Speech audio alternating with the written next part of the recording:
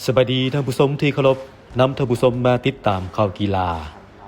เกมระเบิดความมันการแข่งขันดอกปีกไก่ที่ใหญ่ที่สุดของประเทศรายการเบียร์ลาวแบดมินตันแชมเปี้ยนชิพครั้งที่25จะเปิดฉากในท้ายเดือนสิงหาคม2026นี้วันที่13สิงหานี้สหพันธ์กีฬาดอกปีกไก่แห่งชาติลาวร่วมกับบริษัทเบียร์ลาวจำกัดได้แถลงข่าวเตรียมจัดการแข่งขันดอกปีกไก่ที่ใหญ่ที่สุดของประเทศรายการเบียร์ลาวแบดมินตันแชมเปี้ยนชิพครั้งที่25ที่สภาการค้าและอุตสาหกรรมแห่งชาติโดยมีท่านบุญเรือสินไซวรวงศ์ประธานคณะกรรมการปกครองแขวงหลวงพระบางประธานสหพันธ์ดอกปีกไก่แห่งชาติลาวท่านสุริวัฒน์สุวรรณจุงคำรองรัฐมนตรีกระทรวงการเงินรองประธานสหพันธ์ดอกปีกไก่แห่งชาติท่านจันทร์สมรพองจันทาผู้อำนวยการฝ่ายการตลาดบริษัทเบียร์ลาวจำกัดพร้อมด้วยคณะบริหารงานสหพันธ์ครูฝึกนักกีฬาและสื่อมวลชนเข้าร่วมการแข่งขันกีฬาดอกปีกไก่ชิงแชมป์ประเทศลาวรายการนี้เป็นรายการที่เก่าแก่และมีมาอย่างยาวนาน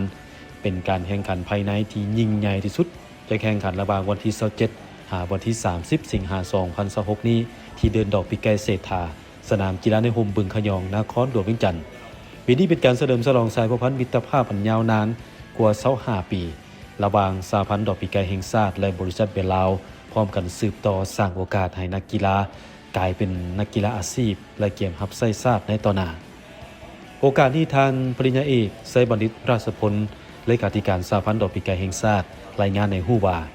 ปีนี้บริษัทเบียร์ลาวจำกัดได้ให้การอุปถัมภ์หลักรวมมูลค่า766ล้านกีบในนั้นประกอบมีผลิตภัณฑ์และเงินสดเบียร์ลาวได้ร่วมสร้างอนาคตและยกระดับมาตรฐานกีฬาดอกปีกไก่ในสปป.ลาวให้มีความยืนยง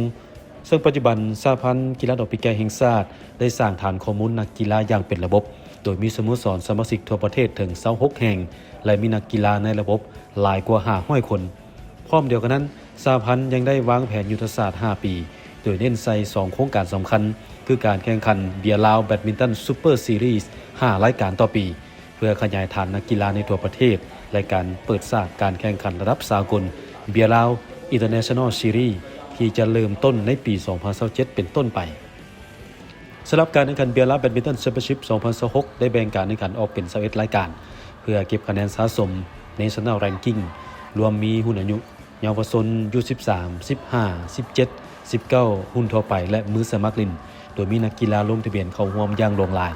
รายการแข่งขันครั้งนี้จะนำใส่ลูกดอกปีกไก่ยี่ห้อ GXX